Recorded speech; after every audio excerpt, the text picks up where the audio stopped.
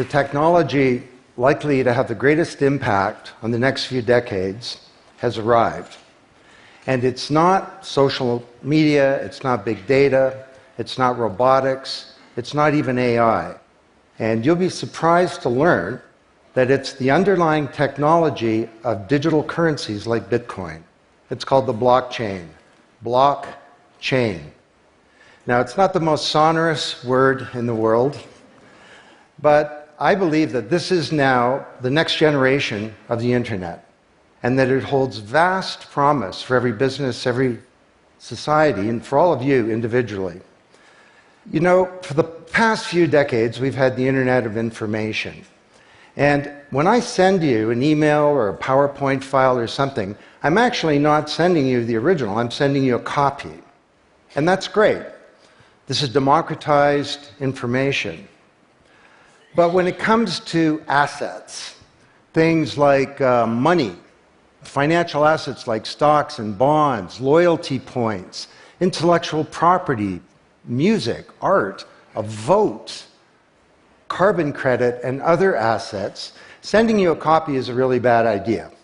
If I send you $100, it's really important that I don't still have money and that I can't send it to you. So this has been called the double spend problem by cryptographers for a long time.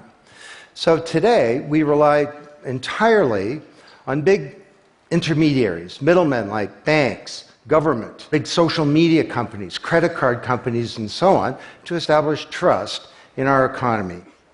And these intermediaries perform all the business and transaction logic of every kind of commerce, from authentication, identification of people, through to clearing, settling, and record keeping.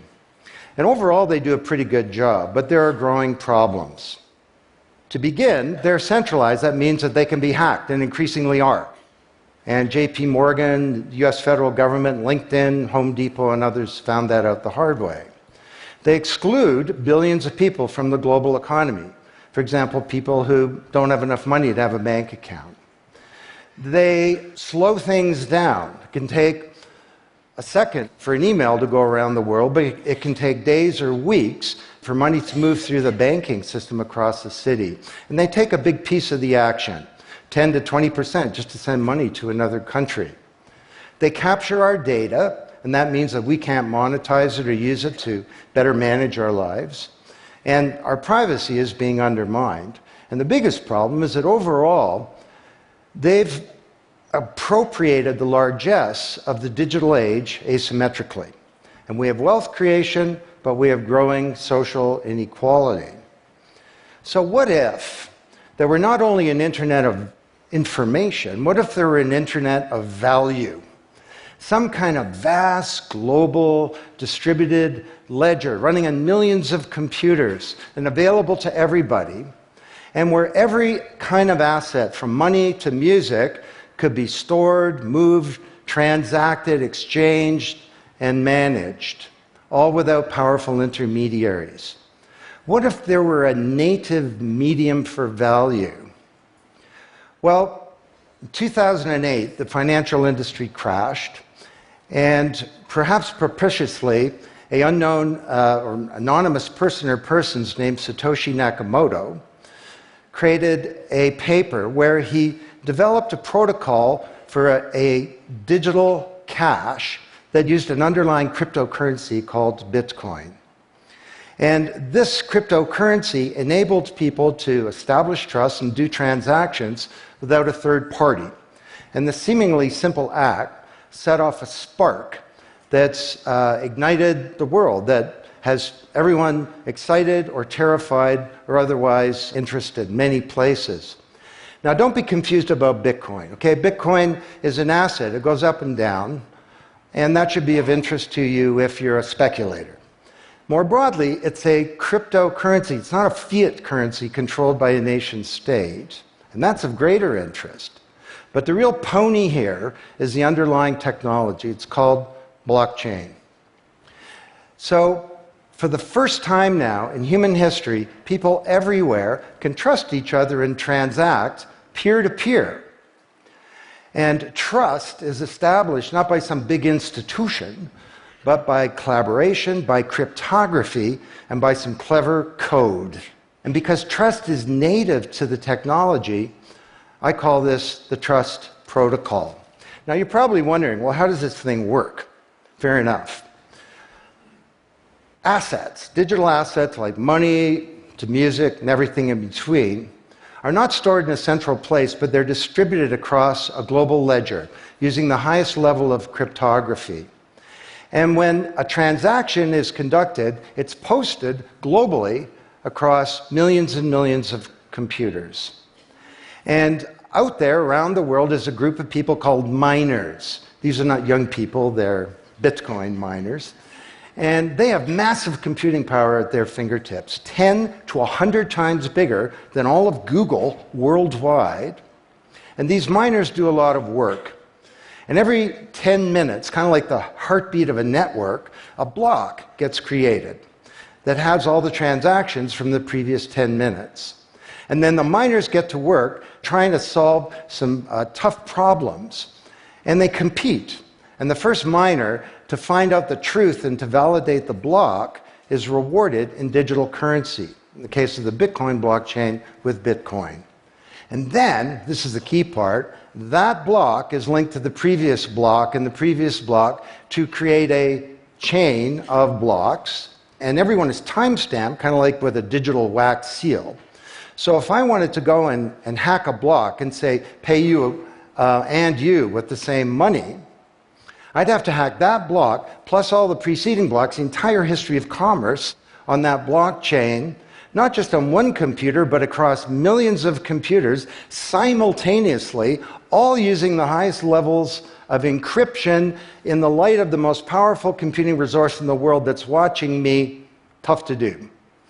And this is infinitely more secure than the computer systems that we have today. Blockchain, that's how it works. So the Bitcoin blockchain is just one. There are many. The Ethereum blockchain was developed by a Canadian named Vitalik Buterin. He's 19 years old. And this blockchain has some extraordinary capabilities. One of them is that you can build smart contracts. It's kind of what it sounds like. It's a contract that self-executes. And the contract handles the enforcement and the management, performance, and payment. The contract kind of has a bank account, too, in a sense, of agreements between people. And today, on the Ethereum blockchain, there are projects underway to do everything from create a new replacement for the stock market to create a new model of democracy where politicians are accountable to citizens. So, to understand what a radical change this is going to bring, let's look at one industry, financial services. You recognize this? Rube Goldberg machine. It's a ridiculously complicated machine that does something really simple, like crack an egg or shut a door. Well, kind of reminds me of the financial services industry, honestly. I mean, you tap your card in the corner store and a bit stream goes through a dozen companies, and each with their own computer systems, some of them being 1970s mainframes, older than many of the people in this room. And 3 days later, a settlement occurs. Well, with a blockchain financial industry, there would be no settlement because the payment and the settlement is the same activity. It's just a change in the ledger.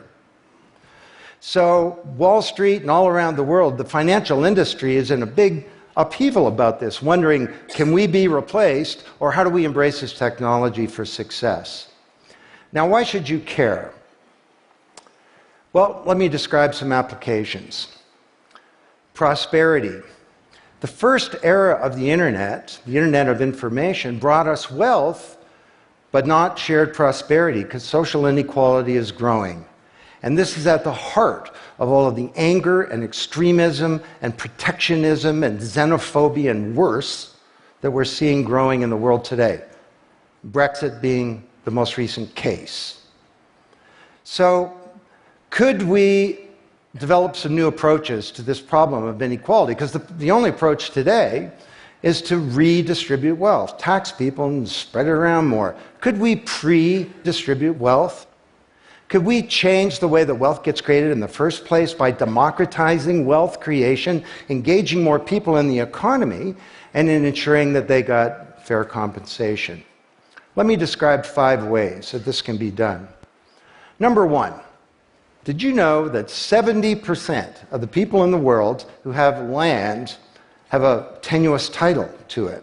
So you got a little farm in Honduras, some dictator comes to power. He says, I know you got a piece of paper that says you own your farm, but the government computer says my friend owns your farm. This happened on a mass scale in Honduras, and this problem exists everywhere. Hernando de Soto, the great Latin American economist, says this is the number 1 issue in the world in terms of economic mobility, more important than having a bank account. Because if you don't have a valid title to your land, you can't borrow against it, and you can't plan for the future. So today, companies are working with governments to put land titles on a blockchain. And once it's there, this is immutable. You can't hack it. This creates the conditions for prosperity for potentially billions of people. Secondly, a lot of writers talk about Uber and Airbnb and TaskRabbit and Lyft and so on as part of the sharing economy. This is a very powerful idea that peers can come together and create and share wealth. My view is that these companies are not really sharing. In fact, they're successful precisely because they don't share. They aggregate services together and they sell them. What if rather than Airbnb being a $25 billion corporation, there was a distributed application on a blockchain, we'll call it Airbnb, and it was essentially owned by all of the people who have a room to rent. And when someone wants to rent a room, they go onto the blockchain database and all the criteria sift through, help them find the right room, and then the blockchain helps with the contracting, it identifies the party, it handles the payments, just through digital payments are built into the system, and it even handles reputation, because if she rates a room as a 5-star room, that room is there, and it's rated, and it's immutable. So the big sharing economy disruptors in Silicon Valley could be disrupted, and this would be good for prosperity. Number 3, the biggest flow of funds from the developed world to the developing world is not corporate investment, and it's not even foreign aid. It's remittances. This is the global diaspora, people who've left their ancestral lands, and they're sending money back to their families at home. This is $600 billion a year, and it's growing, and these people are getting ripped off. Annalie Domingo is a housekeeper, and she lives in Toronto, and every month she goes to the Western Union office with some cash to send her remittances to her mom in Manila. It costs her around 10%. The money takes 4 to 7 days to get there. Her mom never knows when it's going to arrive. It takes 5 hours out of her week to do this. 6 months ago, Annalie Domingo used a blockchain application called Abra. And from her mobile device, she said $300 went directly to her mom's mobile device without going through an intermediary. And then her mom looked at her mobile device, and it's kind of like an Uber interface. There's Abra tellers moving around. She clicks on a teller that's a 5-star teller. He's 7 minutes away. The guy shows up at the door, gives her Filipino pesos. She puts them in her wallet. The whole thing took minutes, and it cost her 2%. This is a big opportunity for prosperity. Number 4, the most powerful asset of the digital age is data. And data is really a new asset class, maybe bigger than previous asset classes like land under the agrarian economy or an industrial plant, or even money. And all of you, we create this data. We create this asset. And we leave this trail of digital crumbs behind us as we go throughout life. And these crumbs are collected into a mirror image of you, the virtual you. And the virtual you may know more about you than you do, because you can't remember what you bought a year ago or said a year ago or your exact location a year ago. And the virtual you is not owned by you. That's the big problem. So today there are companies working to create an identity in a black box. The virtual you owned by you. And this black box moves around with you as you travel throughout the world, and it's very, very stingy. It only gives away the shred of information that's required to do something. A lot of transactions, the seller doesn't even need to know who you are. They just need to know that they got paid. And then this avatar is sweeping up all this data and enabling you to monetize it. And this is a wonderful thing, because it can also help us protect our privacy. And privacy is the foundation of a free society. Let's get this asset that we create back under our control, where we can own our own identity and manage it responsibly. Finally,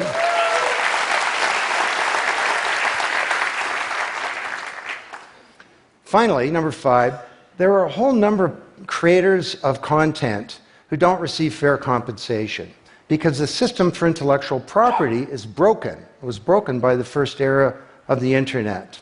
Take music. Musicians are left with crumbs at the end of the whole food chain. You know, if you're a songwriter, 25 years ago you wrote a hit song, it got 1 million singles, you could get royalties of around $45,000. Today you're a songwriter, you write a hit song, it gets 1 million screams, you don't get $45K, you get $36. Enough to buy a nice pizza. So Imogen Heap, the Grammy-winning singer-songwriter, is now putting music on a blockchain ecosystem. She calls it mycelium. And the music has a smart contract surrounding it. And the music protects her intellectual property rights. You want to listen to the song, it's free, or maybe it's a few microcents flow into a digital account. You want to put the song in your movie, that's different, and the IP rights are all specified. You want to make a ringtone, that's different. She describes that the song becomes a business. It's out there on this platform, marketing itself, protecting the rights of the author, and because the song has a payment system, in a sense a bank account, all the money flows back to the artist, and they control the industry rather than these powerful intermediaries. Now this is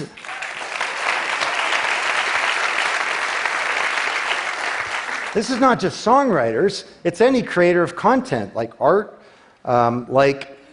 inventions, scientific discoveries, journalists. There are all kinds of people who don't get fair compensation, and with blockchains, they're going to be able to make it rain on the blockchain. And that's a wonderful thing. So, these are 5 opportunities out of a dozen to solve one problem, prosperity, which is one of countless problems that blockchains are applicable to. Now, technology doesn't create prosperity, of course, people do. But my case to you is that, once again, the technology genie has escaped from the bottle, and it was summoned by an unknown person or persons at this uncertain time in human history. And it's giving us another kick at the can, another opportunity to rewrite the economic power grid and the old order of things, and to solve some of the world's most difficult problems, if we will it. Thank you.